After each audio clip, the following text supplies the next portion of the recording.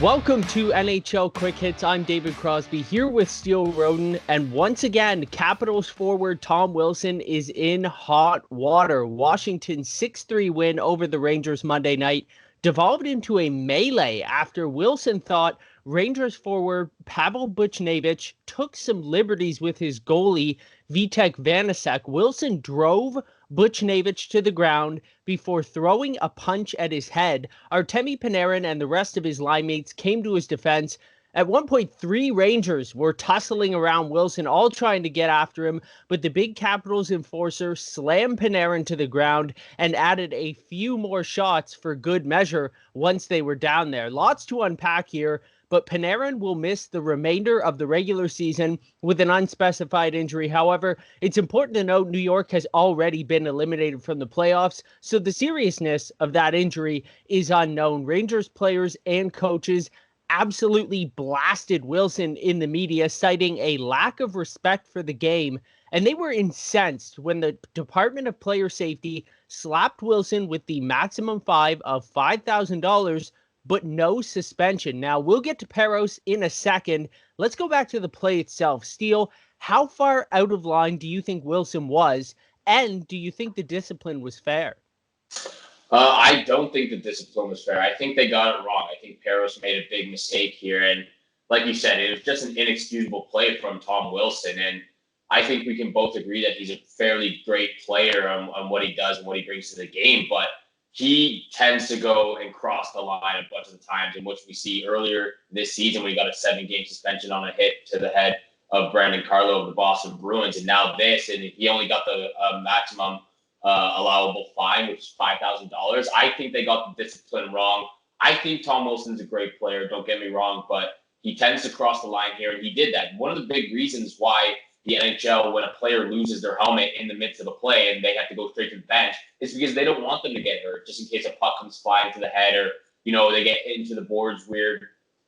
That's a big reason why if someone loses their helmet, they have to go straight to the bench. So the fact that Tom Wilson ripped off the helmet of Artemi Panarin and then started throwing him down head first on the ice, uncalled for. It's Bush League, and Tom Wilson definitely should have gotten a suspension over 7 games, in my opinion.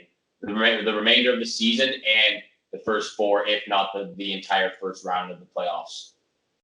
Well, we definitely agree on some things, but we are certainly a little far apart as far as the discipline goes. First off, I will readily admit Wilson crossed the line. I think when he punched Buchnevich, that was a little over the top. He could have just taken him down. I don't think that extra shot was necessary. But the rest of the play and the skirmish that followed, honestly, I have no problem with it. 3 Rangers were around him. I don't think Artemi Panarin, a superstar, should be the guy going after Tom Wilson in the first place. One of those defensemen need to push him out of the way and take care of that business on their own. And to start the whole play, you just don't dig your stick into a goalie's glove and pads like that at the whistle. Whether people like it or not, it's Wilson's job to defend his teammates. And because he was a repeat offender, I was expecting a suspension personally, but I'm not so sure it warranted one. I wouldn't have argued with a short one, but I think 7 games would have been a little too much. I mean, it's not like Buchnevich was completely minding his own business and innocent on the play. His play and digging into the goalie was the one that started it. And to me, that's one of the rules that when you talk about respect for the game, goalies can't defend themselves, especially when they're going to cover up the puck. So I think it's not as bad as punching somebody in the head for sure, but it's definitely not something you should do. And Wilson's almost become the guy that people judge what should and shouldn't be allowed in the league anymore. And we've had players like this in the past, Rafi Torres and Matt Cook. And it seems like at any given time in the league, there's one guy that everybody seems to pin all of this on. Well, we've talked about Connor McDavid elbowing people to the head in the last couple months. I don't think there was a huge outcry for him to get suspended. I don't see how it's that much different for Wilson to punch somebody in the head versus an elbow in the head. Like I said, I get the whole repeat offender thing, but the NHL needs to decide. We either want to completely take head contact out of the game altogether, or just say this is what the penalty is going to be, and there's going to be no suspension. What do you think? I agree with you on some sorts there. Like the fact of Tom Wilson being the protector of his goaltender and Buchnevich going to hard to the net and sticking Vanecek. I totally agree with you there that he was protecting his goaltender from that. But at that point, you wrap him up and get a couple, see if he drops the gloves and get a couple punches in. But you don't sucker punch him while he's already face down on the ice. And then, of course, you don't want your superstar player, Artemi Panarin, coming in. But any hockey player is going to do that, especially for one of their teammates if they're trying to just protect their teammate who's already on the ground defenseless. So Artemi Panarin, of course, he's there. He's going to jump in. But then the fact that Tom Wilson is just throwing him on the ice head first without a helmet, that's what got me a little bit fired up about this. I can't stand the fact that some of these idiotic comments are coming from people saying that he should be kicked out of the league. No, he's a great player. He's a fantastic player. He's a great forward for the Washington Capitals. But he should have been suspended for this play. There was no excuse on what he did. He should have got disciplined a lot further than just the $5,000.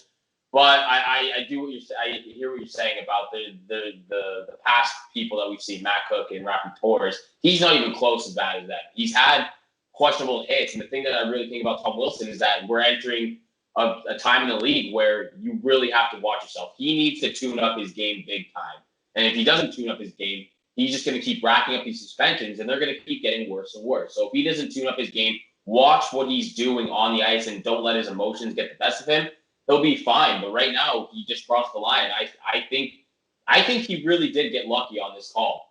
The fact that Parros only gave him $5,000. The thing was, too, I was just actually reading before we came on here, George Parros only wanted to give him a $5,000 fine on that Brendan Carlo hit. It was actually Gary Bettman who made the final call and handing out the 7-game suspension. So we'll see what happens with Parros, and we'll talk a little bit about that soon. But I'm surprised that he only got the $5,000. I think he got lucky. I think he got lucky too, and I can already tell this is going to be an unpopular opinion, but I would have sided with Parros on that Carlo hit as well. I don't think it deserved the huge suspension that he got either. I think that was just an in his name only type of suspension, and maybe this was the case of Gary getting what he wanted on that last suspension, and then Parros, kind of getting the reins to handle this one, which in the other sense makes it all that much more confusing. It's not that fair to the Rangers. It's not fair for anyone in the league because they don't really know what the standard is. I do feel like the standard sort of swings depending on who it is, when it happens, who decides the punishment, all of that. So let's go back to George Parros. The Rangers are calling for him to lose his job over this. I think that is a huge reaction. I understand that it's a little more common in the sports world. People call for coaches to lose their job all the time, general managers. But this isn't just one man deciding what the standard is. Like you said, Gary Bettman had a say on Wilson's last suspension. What do you think of the Rangers saying he is unfit for the job? Do you agree with that? I agree with them from their standpoint. Obviously, they're going to be furious and they're going to want the biggest punishment and reprimand for George Parros, who was basically in charge of the suspension and what happened here. But will he get fired? Will he resign? I don't think so. I think obviously when you're talking about the New York Rangers, their whole entire situation is different because they were the ones really affected about this. Obviously, like you said, there's 4 games remaining in their season. They've already been eliminated from the playoff contention, so it really doesn't matter, but they still lose one of their forwards. Again, it really doesn't matter that he's out. We don't know to the extent of how serious this injury was, but still, it still happened to their organization. They're going to back up their players as much as possible. So the fact that they were able to come out and leave this statement calling for his position, I understand where they're coming from. I think it's the right thing to do, but will he be fired? Will he resign? I don't think so. I think he just made a really, really bad mistake here. I think he made the wrong call. I think he's going to have to continue to fix fix future calls in the future for whatever comes up with Tom Wilson or other suspension-like plays that might happen. I think he just made the bad call here.